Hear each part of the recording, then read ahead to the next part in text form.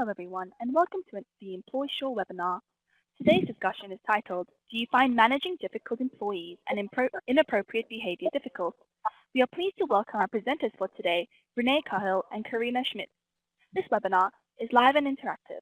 You are encouraged to post questions to the presenters throughout the presentation. If you are experiencing any technical issues during the webinar, please dial our support number on 1-800-733-416. This number is also listed in the chat box. I'd like to now pass you over to Karina to begin. Hi everybody, and thank you for joining us this morning. My name is Karina Schmidt and I'm a Business Development Manager at EmploySure.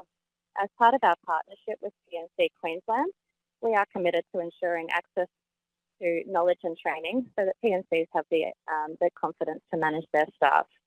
I'm pleased to introduce to you Renee Cahill, one of our very knowledgeable employment relations advisors, to run you through the content of today's session. I will jump back in towards the end to go over our P&C offers. Over to you, Renee. Good morning, everybody, and thank you for joining. Thank you, Karina, for the introduction. Today is the Managing Tricky Situations with Your Employees. So I will over. So the topics that we're going to cover are around managing misconduct, managing poor performance, and managing inappropriate behaviour. To get started as well, I did have a quick poll planned, and so that's how many years have you been working with P&C? Because I know sometimes we get a variety of experience here. So when you're ready, I'll give you a few seconds for you just all to click on that poll and indicate your experience there. I can see already that we've got one person who's been here for a year and two people who have been here for more than, it was P&C, sorry, for more than 4 years. So got a bit of experience up your belt there. Okay, great. We've got some more responses there. All right, perfect. Well, it's really great to see you all here today. Look, this is always definitely an interesting topic. It's a tricky one for everybody to manage, particularly when you're working in a volunteer organisation as a volunteer and you're dealing with people that sometimes you have a personal relationship with. We'll go through each of these topics and have more of a chat. Okay, great. So look, starting off, we're talking about managing difficult employees. This is something that as an advisor at EmploySure, we definitely advise every day on. And let's face it, managing humans isn't easy. There's a lot of complicated emotions involved when you're talking to somebody a lot of the time. And then on top of that, obviously, you're then dealing with, well, what's the applicable legislation and that kind of thing. I also had another poll planned here. That one will pop up in a second around what do you think is difficult about managing difficult employees? So some of the stuff I've just put up there as some common responses I get is that people are scared of the reaction that they're going to get from the employee that they're trying to manage. They're not sure on how to start the process, actually what they're meant to do, and that they think it's a bit of a lost cause. They don't think they're actually going to see any improvement if they proceed down that track. I'll just give a few seconds here so I can get a few responses.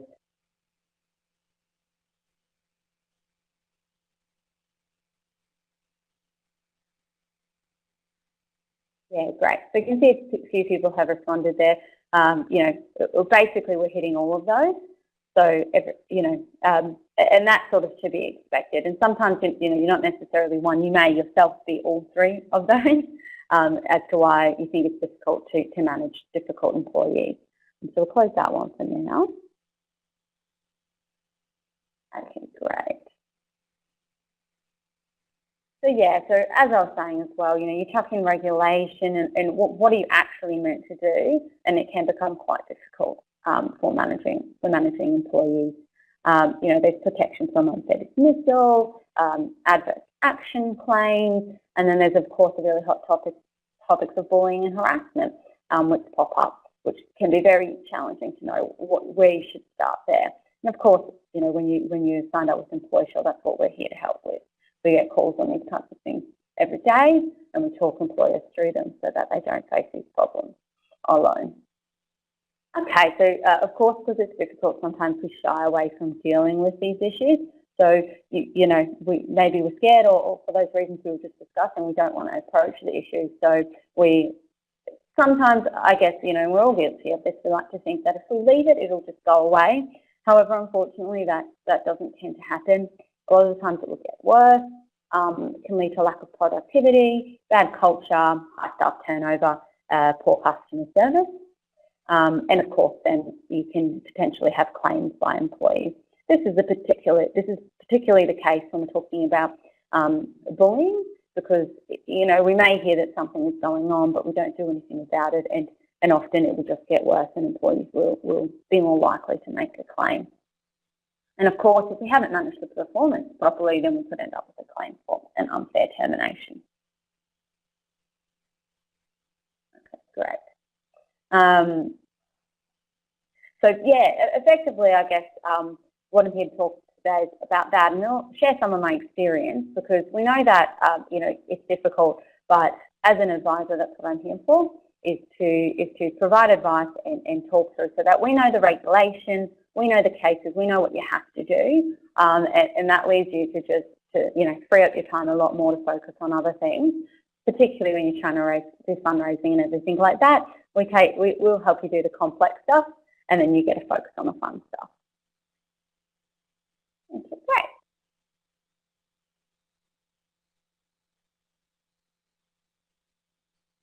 Okay, great. So look, before we always talk about managing employees, we talk about setting yourself up for success. You know, how do we create an organisation with effective management and reduce the chance of you having these problems in the first place? You should have a handout with a flow chart on it, effectively managing employees, I believe. Otherwise, we should be able to send those out.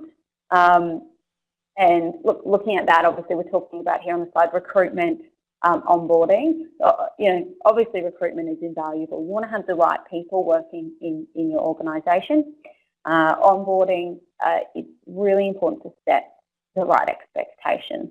And I see this come up as a problem a lot. If we don't set those expectations and make it clear actually what we expect, it's hard to then, you know, give employees negative feedback or discipline them if they don't know what they should be doing. Of course, we then have a probationary period. Again, very important to review how the employee is doing in the role, as well as those cultural aspects. You know, do they fit into what you want for your P&C? Are they the right person there? You know, P&Cs are unique organisations, and I think that you need to have people who are really willing to give and are committed to the P&C working in them. And then, of course, then it's performance management from there. So, of course, the key to performance management, you know, providing ongoing feedback. It shouldn't be a one-way street as well. You know, having that two-way feedback, of course, is very important. But letting employees know how they are going so that they know they can improve is really important. You know, and if we hit these kind of things to set us up, then we're setting up a more harmonious workplace and, you know, reducing the risk to claim. Okay, great. So our next slide's on poor, you know, what is poor performance, or is it misconduct? So these can be tricky sometimes. You know, what is the difference here? What we like to break it down to, which I think is very helpful and clear, is skill or will.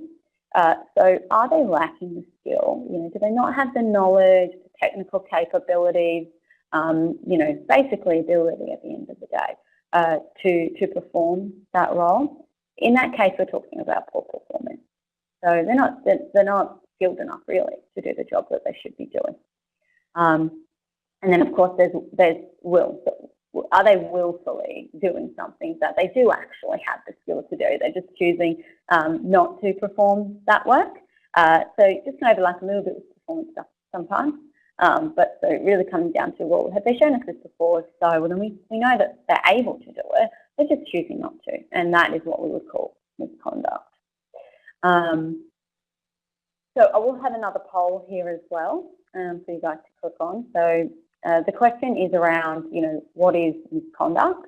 So I've got a few examples there. So which of these are misconduct? So we've got not reaching KPIs, so that's key performance indicators, swearing at a customer, or not following a reasonable and lawful direction. Look, just take a stab, whatever you think. Give it a click, see what we might be looking at.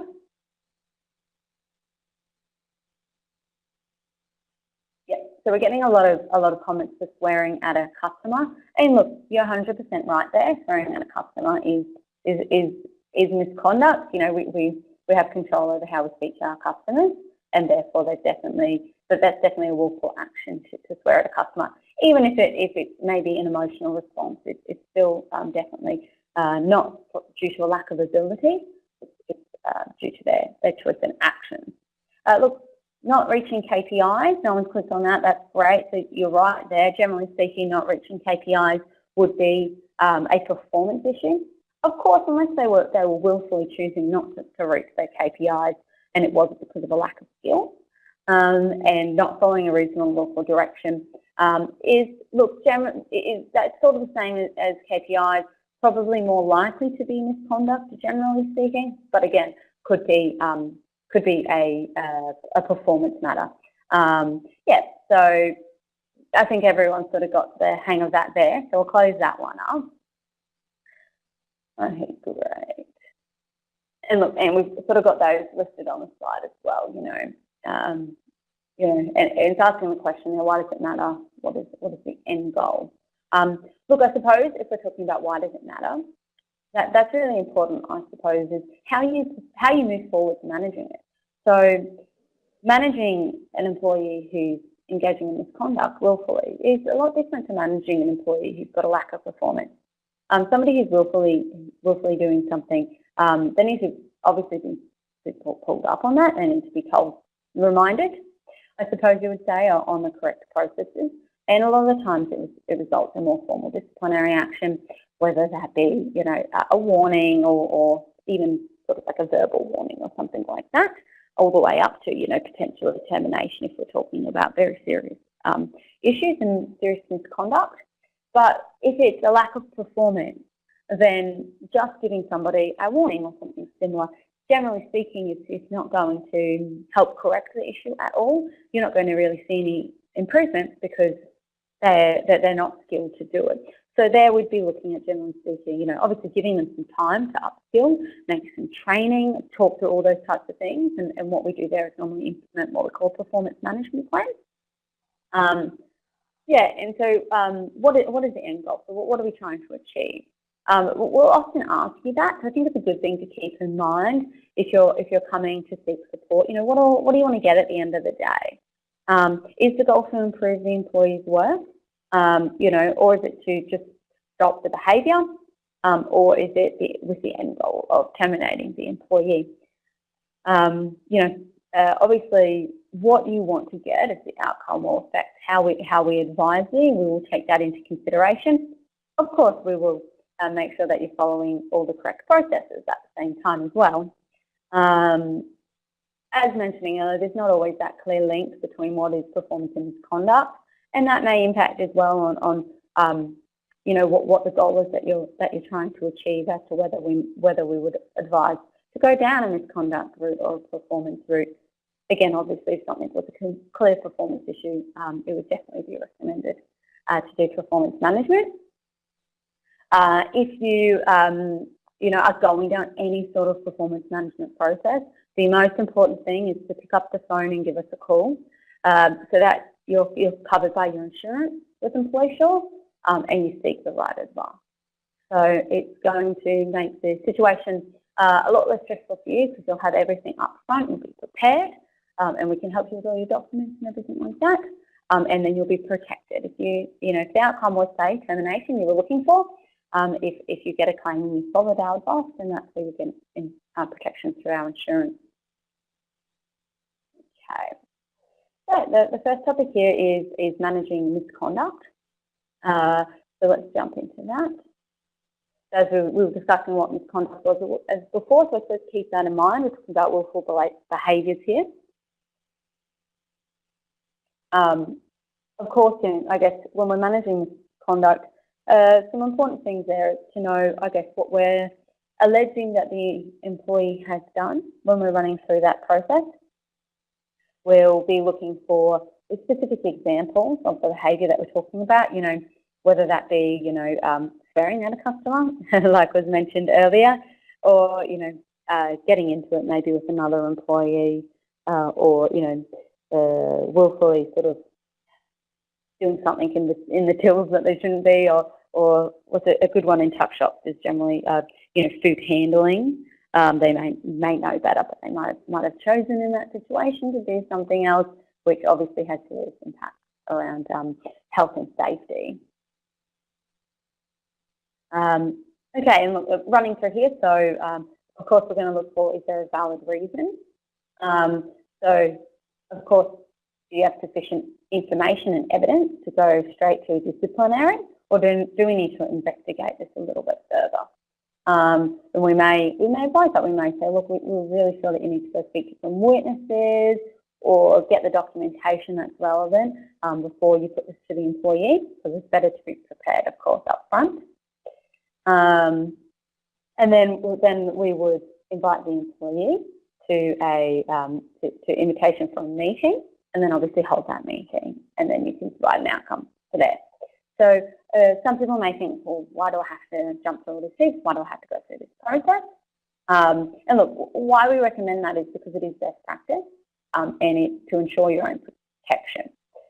It's a fair process, and that is absolutely fundamental to avoid a claim to unfair dismissal. It's showing both a valid reason and a fair process.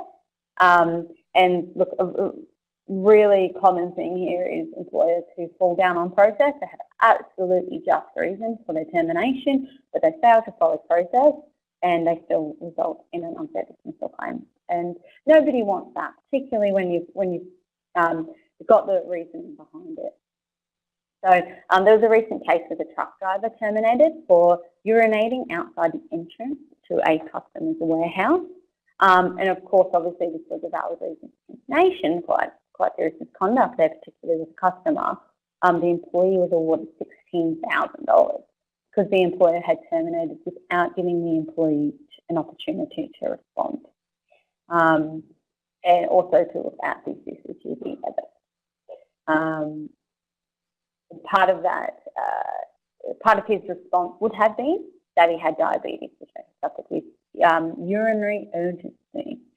So, look, I suppose looking at that, obviously, that's really highlighting it quite clear. Quite a serious sort of incident there as to where he had gone, but because he didn't get a chance to respond, he didn't get a chance to put his side of things forward, it was really, the Alert Commission said, well, that is still unfair. You have not followed the right process. Great. And then, yeah, so looking at that, so we're talking about invitation. So talk us through a little bit of how I would normally assist the client through that process. So obviously the invitation stage will actually help you do up the invitation letter. So make sure that you've got all the allegations together right and draft that for you. And then the meeting, obviously, we have guidance to notes to try and take you through that, bit of a script on how to run that meeting. We're more than happy, obviously, to talk through any questions that you might have that could pop up during that meeting.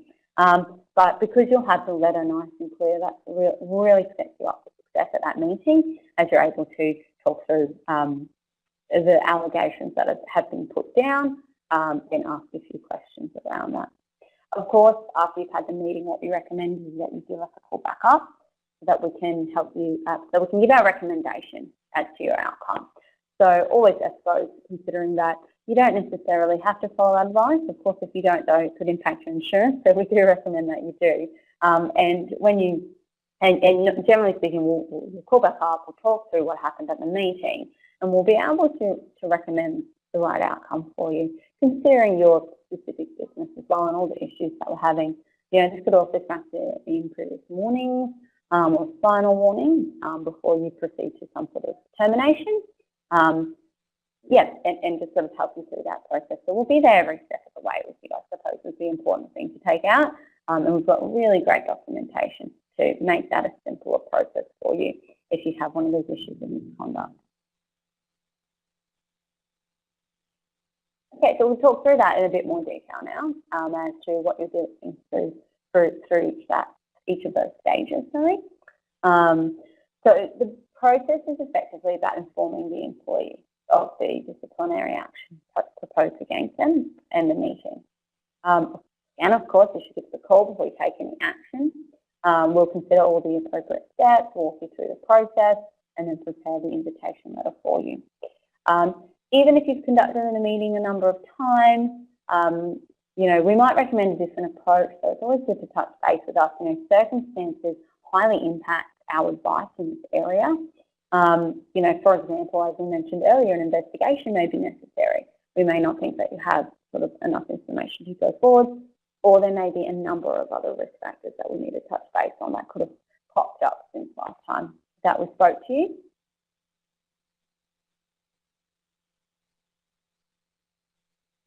Yeah, so the basic procedure basically for informing an employee is the key, is that invitation letter. It's sort of what it all revolves around there, which will make it very clear what's going forward. Generally speaking, I recommend that letter is given in person, though that's not always practical, so that you can have that face-to-face contact with the employee, explain the situation, and refer them to the letter and tell them to read through it in more detail. And preparing for that can sometimes be emotional. So if ever in doubt, maybe take a support person with you, or be prepared for the employee maybe that they may need to head home or something like that. So there's a lot we'll talk about depending on the particular employee. Of course, then there's options around paid stand down in very serious situations and getting the right type of letter to suit the particular allegation that you're putting to the employee. So it's really important, obviously, to give them that invitation so that they know what we're meeting with them about. Obviously, you could fall down on that process if you haven't given them the letter with a clear allegation, as they may say they're unable to respond to the allegation. So we need to make that clear up front. Of course, we ask for the allegations to be as specific as possible. So, nutting it down to sort of when did this happen, who might have witnessed it, what was actually said in the confrontation, if that was it. Then at the meeting, we would always allow a support person to be present. So we do put it in our letters that they can bring a support person, and would also obviously allow them to have that person there. I suppose one thing probably balancing here is whether you can reasonably refuse a support person if it wasn't suitable. So this is a common one if you were doing an investigation and they wanted to bring another person who had witnessed the incident. That could obviously undermine the investigation process and not be reasonable to refuse that support person, and that can come up in disciplinary meetings as well. And what we also do is advise the employee of the possible outcomes that we're considering. So it's really important, obviously, to let an employee know, okay, well, what could be the consequence of this meeting? What are we looking at here? Are we just considering a warning, or are we considering termination as well? Or is it really just an investigation needing to understand what's going on? So all those really factor into what we put into the letter. Of course, when you're first informing the employees that they're going to be disciplinary action against them, we ask you not to get drawn into a lengthy discussion with them. So often when you're doing that initial step, as I was discussing, to hand over that letter to the employee, they may want to start discussing everything with you, but that's not the time and place. We don't want to undermine the process. We don't want to for them to come back later and claim that they didn't have the right opportunity to respond. It's best to just say, look, don't worry about it. We will discuss it all through at the meeting. That is what the purpose of the meeting is for. So please hold on to it then. So yeah, just over in the process there, obviously we're talking about valid reason. We've got, a valid reason is only one of the 7 specific factors that the Fair Work Commission are able to consider if they're considering whether something is harsh, unjust or unreasonable. And they will take all those factors into account, and one of those factors is also other. which means that we need to really consider everything of the specific situation. Some of the other stuff, as I mentioned, is having a support person, that they follow the right procedure, that they were notified of the reason of the dismissal and given a genuine opportunity to respond. Of course, with that genuine opportunity to respond, that's where I was talking about needing the specifics around what the issue is. For example, if you were just to say your performance isn't up to scratch, that makes it very difficult for an employee to respond. There's nothing specific there, so they can't come back and say, well, this is why this is happening, et cetera, et cetera. Also, they don't know why their performance is not up to scratch. It's just quite broad. Before you hold your disciplinary meeting, we also recommend a notice period. It's at least 24 hours. It's really important to know that this should vary, again, based on the number of allegations that we're looking at, the seriousness of them, because if it's going to lead to termination, it's best to give them as much time as possible to prepare. And we recommend always providing that notice in writing. We don't suggest text messages, generally speaking, as they're not sort of normally clear and text messages can get waylaid. One thing I do allow employers to do though is if you're doing a disciplinary process and you don't have that contact with the employee, I do allow for the invitation letter to be sent by email and then attempt to call the employee to let them know that you have emailed the letter. You know, and so there is sort of flexibility there depending on your circumstances.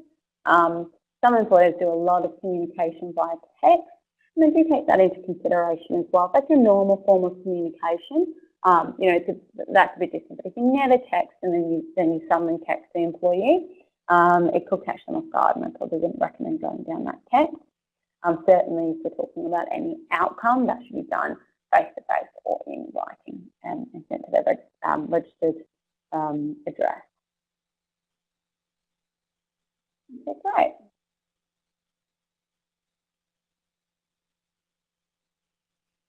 Okay, yeah, so this is a bit more on, you know, when we're informing this employee of the disciplinary action for that letter. So it's saying here some of the specific details that you'll go through for an allegation, date, time, venue, what happened, whether any witnesses, was there a breach of policy, what is the potential effects on the business as well. So you are late to work all the time. Obviously, we could see here, so that's not particularly specific. It's say when they were late, it's not saying how late they were. And another example here is customers do not like the way you speak to them. Again, well, what are customers reporting to us? Are they saying it's aggressive? Are they saying, you know, it's really negative tone? You know, they don't smile. You can still manage for those things, but it's about getting specific what the customer complaints involve. You fail to follow process and do not meet deadlines. Again, what process are we talking about here that they failed? How did they fail to meet it? Not meeting deadlines, or what deadlines didn't they meet and when did this occur? It's that really nutting down into the specifics there. What I'd probably get you to think about here is if you've ever run a similar situation like this in the past, have you, you know, did you draft some allegations or did you put some allegations to an employee, and how did you write that? It'd be interesting to see whether you'd consider you change that now after our discussion on how specific we really recommend that should be. And, you know, did you get the response that you were looking for from the employee when you wrote those allegations? You know, did you feel that they were actually able to give a genuine response? Yeah, and I guess in writing that is the reason that it was kept quite broad because you didn't actually have enough information. And whenever you're thinking, I suppose, going ahead and you say, okay, we've got this issue with the employee, consider for yourself, you know, how could I put this to the employee? How would I write this up? How would I make it specific? So obviously, at the end of the day, the point is to make it specific for the employee to respond, so we meet our obligations there.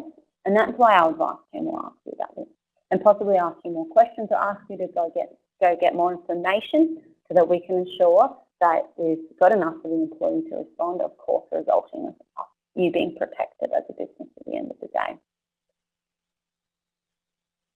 Okay, so then obviously you've invited the employee to the meeting, you've got that all sorted, and then you have to hold the meeting with the employee. So we'll run through here to talk through the process a little bit of that meeting. So obviously you would start with a form of introduction. Sometimes this will involve a bit of a welfare discussion if there's been mental health concerns or anything like that, to make sure that they're okay and ready to proceed with the investigation. You might also touch on things like confidentiality. Then you can explain. So that might be explain what the purpose of why you're here today. Support person. So that, of course, is important. What actually is the role of a support person? Again, I'm not sure how many of you have been through these processes before, but if you've ever come across some support people, they think their role is to run the meeting themselves or to answer all the responses for the employee, which I can assure you is not the role of a support person. The role of a support person is to be there to be an emotional support for the employee. So someone that they can turn to if they need to, if you're taking a time out. If you do have an overbearing support person, obviously it's very helpful if you're explaining their role at the beginning. So not to answer for the employee, to be there as an emotional support. A lot of employers will have union involvement as a support person. I generally, when I'm running such meetings, I would allow the union to ask a few questions here or there, again, assuming that they're well-behaved and polite, in which case I would allow them to help as it can only really sort of help the process, generally speaking, when they're asking questions to clarify where things are at. But any questions that you pose to the employee needs to answer. We make that clear to the employee right up the front. They need a timeout, they take a timeout. So number 3 was remind, sorry, I jumped out one a bit early, so reminding everyone about their confidentiality. So this includes the support person as well. So they've brought a support person, reminding them that they're bound to confidentiality as well. Explain the purpose of the meeting and then get into the discussion. So that's discussing each allegation. So one at a time, going through any evidence that's applicable to each allegation before you move on to the next. Asking any questions. So if you're getting conflicting stories from a witness and this employee, put that to them and say, well, we've got this report, why are we hearing different views? What could that be a result of? And then after that, you'd advise on the next step.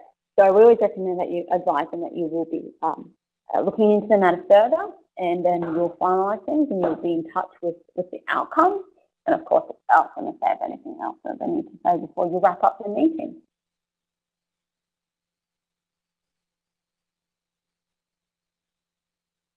Okay, and some golden rules here. So tips for you to follow up with. Okay, so preparation is key, is a really good one. So conducting an investigation, collecting all the relevant evidence before you get to a disciplinary meeting, be in the best position possible to make informed decisions. Go to the meeting with an open mind is another one that we've got down here. So you never know the whole story until you've spoken to the person who's made the allegation. It can be difficult sometimes, but try not to make pre-formed decisions. And that's really important for the employee to feel that genuinely as well. A lot of employees feel that the decision's already been made for them. It's really important to say, look, we're actually here. So listen to what you have to say before you make any sort of determination. Of course, if you're lacking sort of any evidence, then you may have to go back and investigate further before you're able to give an outcome. Prepare for the fact that simply asking the employee's response will not be enough. Sometimes they don't want to give you what's actually going on. You have to get into the nitty-gritty a little bit there. As I mentioned before, you can definitely challenge an employee's response. Indicate what you've heard contrary, and that these things will be taken into account in your decision. So a good one to keep in mind is that you're not in a court. You don't need to prove the allegation beyond a reasonable doubt, as you might have seen them trying to do on TV. Yeah, you just have to demonstrate how you came to that reasonable belief, and we call that on a balance of probabilities. So, what is more likely to have occurred given all the evidence at hand? It's a lighter test than obviously beyond a reasonable doubt, which would be happening in a criminal charge. So the outcomes, don't make the decision at the meeting. We actually recommend that you wait and give us a call, and we'll talk you through it just to make sure we've covered off all bases, because the last thing you want to do is tell somebody that you're going to terminate them and then come back and say, actually, it's really a warning, or vice versa, of course. Documentation is key. So it's your evidence of a fair process, so both what you've discussed in the meeting, as well as all the documentation leading up to it. This will also ensure that you're covered under the QBE insurance policy. We can't stop a claim at the end of the day. Someone has 21 days they can submit that claim, but we can put you in the best possible situation to defend the claim and obviously provide you protection from those claims. So we provide a lot of the documentation, so the invite letter, the outcome letter, meeting guidance, how to run the meeting, and then you take the notes at the meeting. So yeah, so, and look, they're the key things there to ensure that you have those documentation. Always call us before you proceed to the next step. So we'll sort of talk through what is the appropriate outcome and how well we should present that outcome to the employee. We did discuss the outcome should be made at the meeting. Yeah, okay, great. Yeah, look, I think we covered off all of those. Yeah, and look, I'll get that last one as well, list all the outcomes and follow-up requirements. What are you considering and what may you need to do if you do need to look into this further? Okay, wonderful. So we're on to topic 2, so managing poor performance. So the key difference here is that the employees must be given an opportunity to improve, obviously differing from potential with disciplinary sometimes. So performance management does generally take longer than misconduct. And the outcome can be less certain. And the Fair Work Commission will look at, have we given this person an opportunity to improve? This means that you need to give them a reasonable time frame to improve and potentially training as well. So we also look at, well, then what is a reasonable time? And it will depend on the circumstances. They include length of service, the type of position that they're in. For an example, an administrative might need a week to show an improvement in their filing, but a salesperson may need a couple of months to show improvement in their sales figures. It comes down to the role that they're doing. Outcomes, manage them up, as in to manage their performance to improve, or management out. Specific evidence as well, we'll need that again in relation to the process that you followed, so collecting each step of the way, ticking all those boxes, and again, providing specific information to the employee. So how are they not meeting those requirements? If you're just saying, well, can you get better?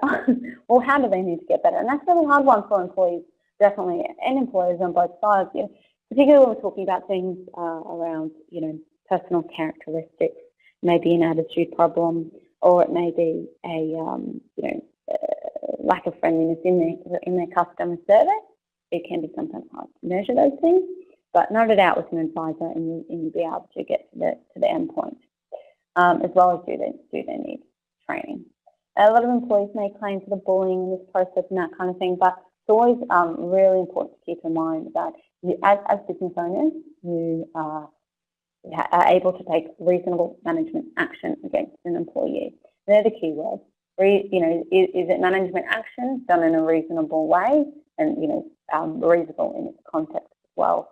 And of course, doing some sort of performance management process is generally considered quite reasonable. Although it's going to put stress on the employee, that doesn't mean you cannot do it.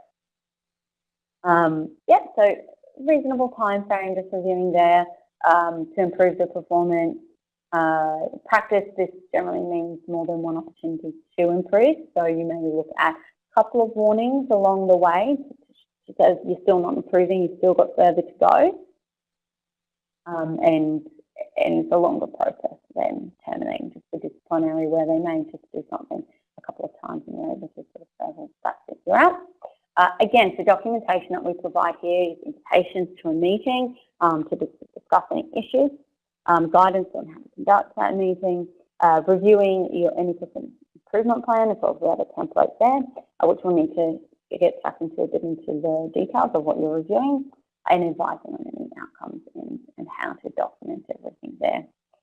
So they've got here a bit of a process on the side, so improve, list the possible outcomes, evidence, discuss, and performance improvement plan, which it takes some time, obviously we've discussed depending, and then review again and see how they're going. Okay, so now we'll talk about completing performance improvement plans, because this can be a bit difficult sometimes for employers who've never had to do it before.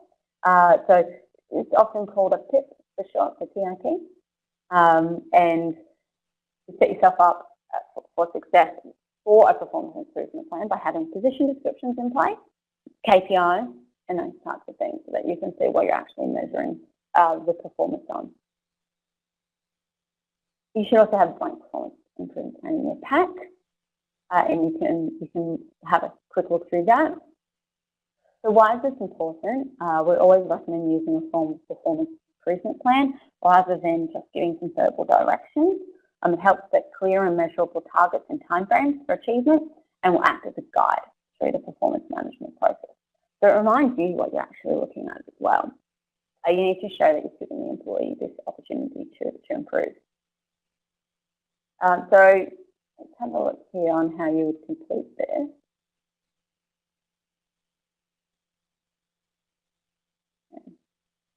So a few things here are obviously, the review period. So what is the reasonable time to improve? Again, as we discussed, it does depend specific of the employee. That admin employee may need 1 week versus that sale employee who will take 3 months.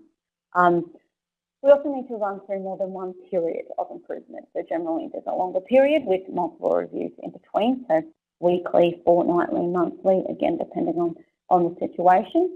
And we will often issue warnings in between there if they're not improving, so at each review sort of step. So maybe a warning in the first instance and a final warning and then termination. It's good to know that you don't have to give 3 warnings. There's no sort of hard, fast 3 warning rule. It does kind of depend on the situation. And obviously that's why we're here to help. Alternatively, they may improve in most areas after 1 review, but they're still monitoring in 1 or 2 areas, and you can amend the performance plan to show that. The next thing is the performance issue. So identify the issue, be specific. Can you point to specific responsibilities on the job description that may not have been met? If you can't, this is your opportunity to clarify your expectations, set performance measures. And then, of course, considering, well, what are our expectations? What do we expect to see at the next performance meeting? How can they reach those expectations? This comes down to probably a bit more around how you're going to measure this. It's actually good to work with the employee in this particular field, because they may have ideas on how you can measure that as well, and talking through, what that would look like. So it's really important to actually have something to measure that against. Gives the employee clear guidance and something to work towards, something concrete for you to point to when you look at the next meeting and have you met this target, and ideally qualitative, so not quantitative, e.g. you must complete 20 client files an hour and comply with the checklist for each.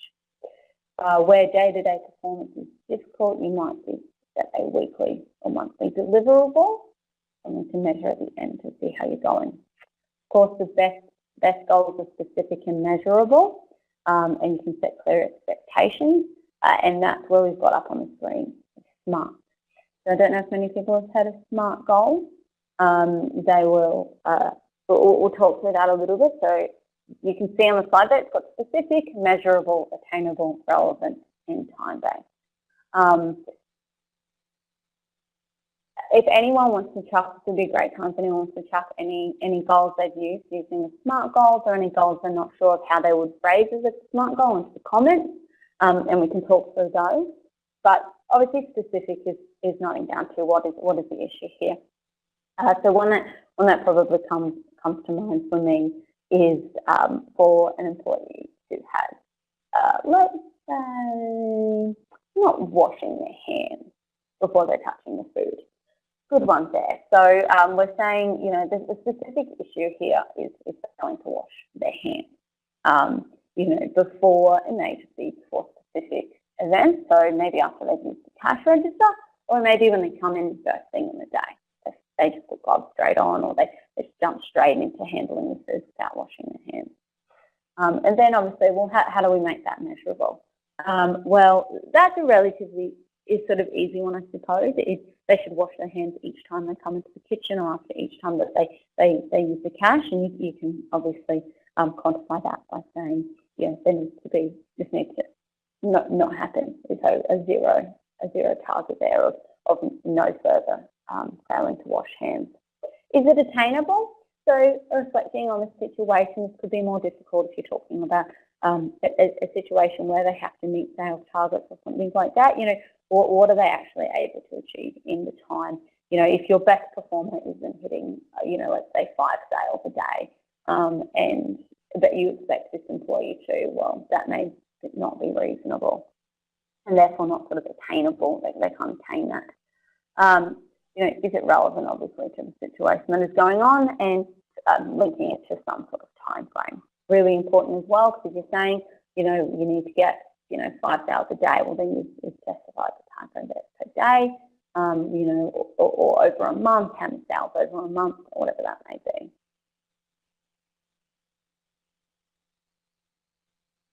Right, so setting yourself up for success with managing poor performance is, geez, almost more important than I would say misconduct. Oh, maybe not, but it's definitely very, very important.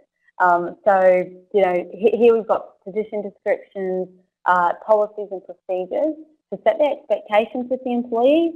I can't count the number of times that I've had issues with employees where they didn't know that they were meant to be doing something a particular way, or they didn't know of the targets that were in place in the business that they were expected to meet, that they were never told.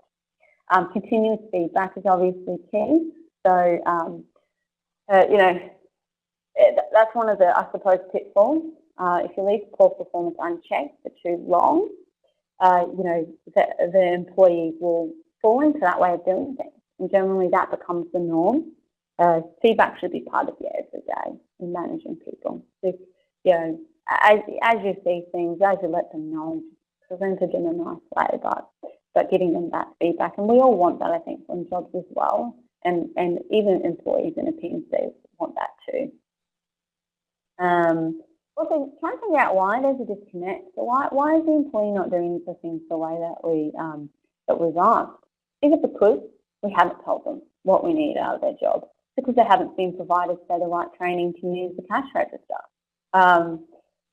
You know, or we're talking about a situation where employees lost interest and they feel undervalued and they're just struggling going on in that role anymore day to day. Of course, moving forward, you always want to set clear expectations. So if you've had a situation where an employee just for once maybe come in and not wash their hands, you might turn around to them and say, look, I've just noticed that you haven't washed your hands. Could you please pop over and wash your hands? Really important to wash them first thing you do when you walk in the door, that we don't forget. You set your expectation really clear on what you want to see in the future, and that way they've got something to comply with.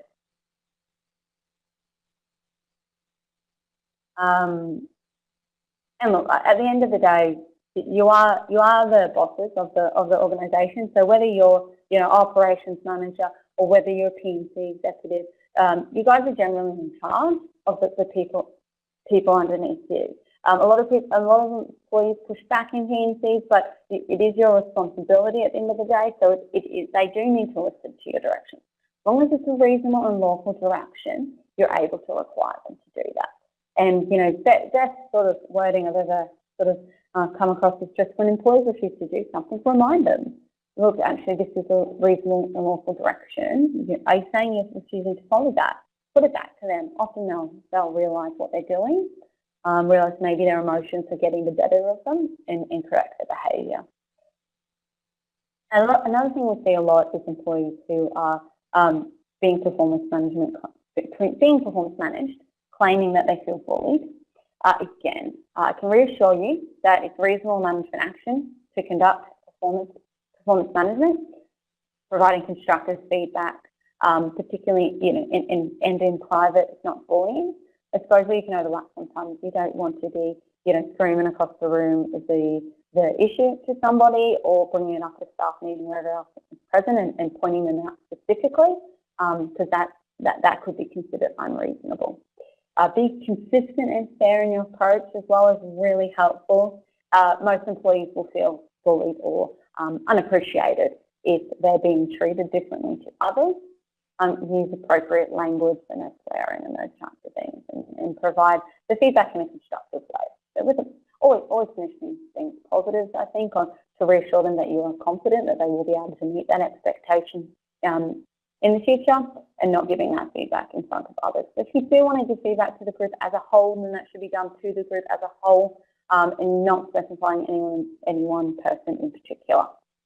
Of course, doing all of that won't necessarily mean they don't feel bullied, but it will protect you, and you'll be able to say that this has been reasonable management action. If you ever feel that if you ever get starting to get those allegations, you should already be in touch with us, obviously, going down that track, but let us know that you've had those kind of things mentioned, and we can discuss strategy on how to manage that. Or if you get any sort of claim, let us know immediately. The end goal of the performance management process might be termination, but we can ensure that it's done safely. So again, you can get to the result that you want without opening yourself up to risk. All right. So managing inappropriate behaviour is the next section. Policies and training are always really important. So you can say that we've got the policies in place. Emphasise the importance of having appropriate policies and set expectations. We provide you with all the policies that you need when you first sign up. So that'll be a tick box done really easy. And the other thing to do is, what happens if you don't deal with the allegations? If you don't deal with them, you very likely get a claim. It could be bullying, it could be abstraction, it could be discrimination.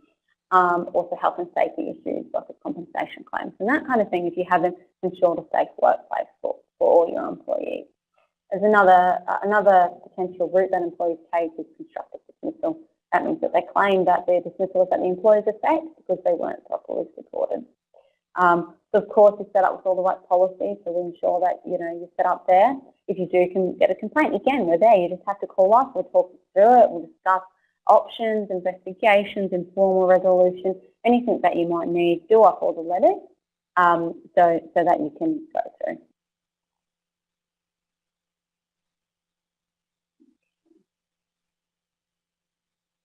So if you were going through an investigation process, we've put a bit of a line down here of what you could expect. Key things obviously to a formal complaint resolution is to meet with complainants. So we need to actually get an idea of what the complaint is. Meet with the employee, the allegations have been made against. They always need an opportunity to respond. Interview witnesses, collect the evidence, and communicate the findings, and possibly hold a disciplinary meeting if they are substantiated. So we can talk through that process. We also have our lovely Employee Plus, which can complete that investigation for you. Never be too afraid of those claims. They are stressful, but we can help you through those. If an employee ever mentions an allegation to you, make sure that you talk them through with that right away. Do they want this to be a formal complaint? What resolution might they like? And we have grievance forms to assist with that as well. If you ever receive a complaint, of course, give us a call so that we can step you through it and make sure you've done everything you need to, and then if you need additional support, we can talk about that as well. So key takeouts on managing inappropriate behaviour is give us a call, and I think that goes through the whole process. If you're in touch with us and you're protected, ask the employee what they want to do. So get some feedback from what they want as the outcome. Think about the appropriate approach and the process that you're going to go through before you actually do it, and also the impact that it can have on culture and those types of things. And set yourself up for success with policies and training and clear expectations. Okay, great. I do see, Yvonne, you've sent through some questions here. I'm just having a look there. I will touch base whether I imagine we'll be sending out the slides, as well as draft policy for P&C executives. If you've joined up with us already, you will definitely have drafts of everything that we're able to give to you. If you're not signed up, I would suggest speaking to one of our BDMs and seeing what they can do if you're there. So I think it's a good segue into, I'll bring Karina back in to wrap up and talk a little bit more about what EmploySure offers and the costs associated with that.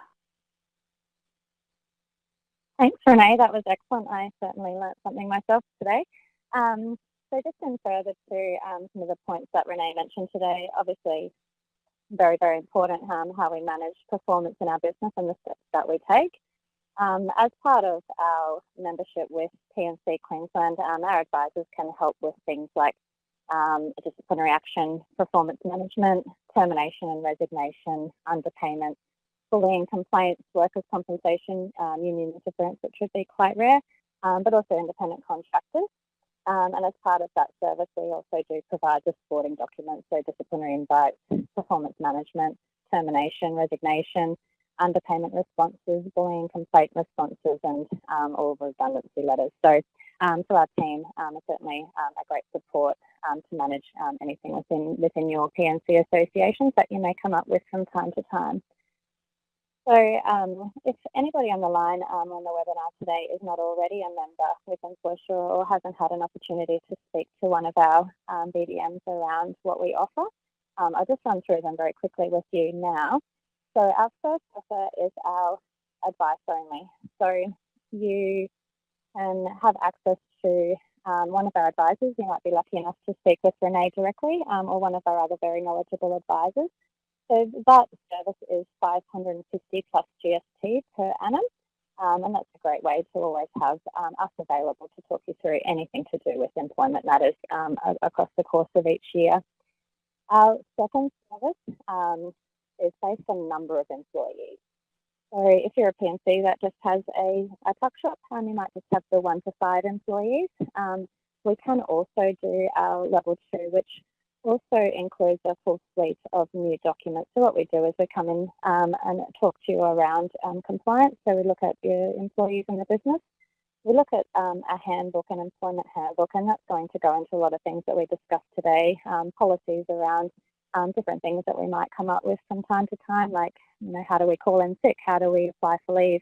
What could we do while we work in the P&C that we might want to have a talk about, or a bit more of a serious talk about?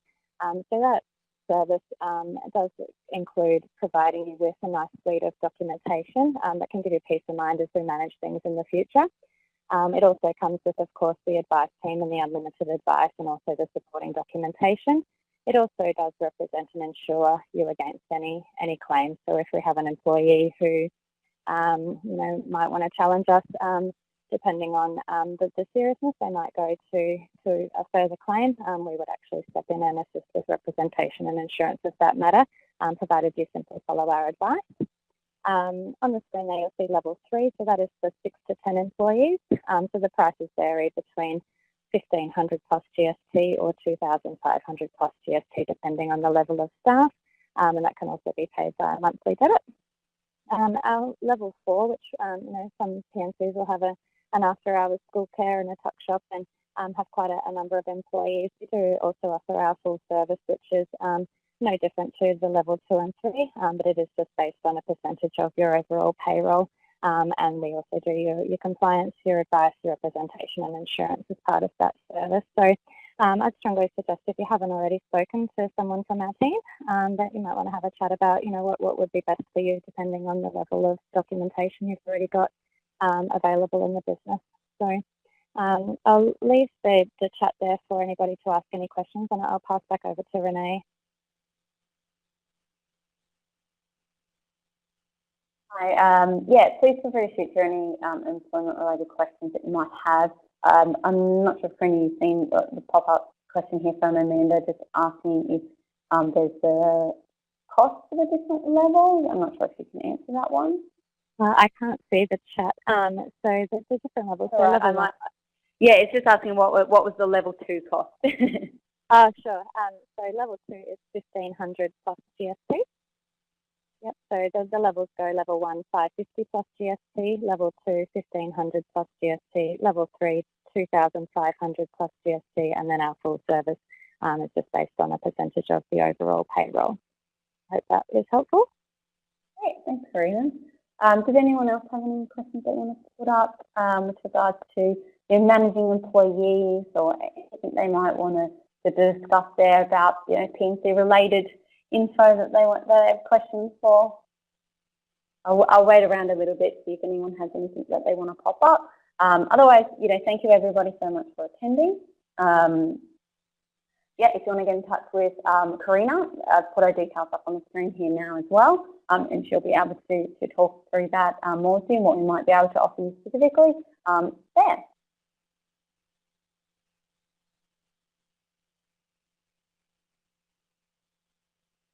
Thank you to Renee and Karina for your presentation today, and thank you for everyone for attending this webinar. If you haven't done so already, please fill out the survey which is on your screen now. We thank you in advance for your feedback and wish you a good afternoon.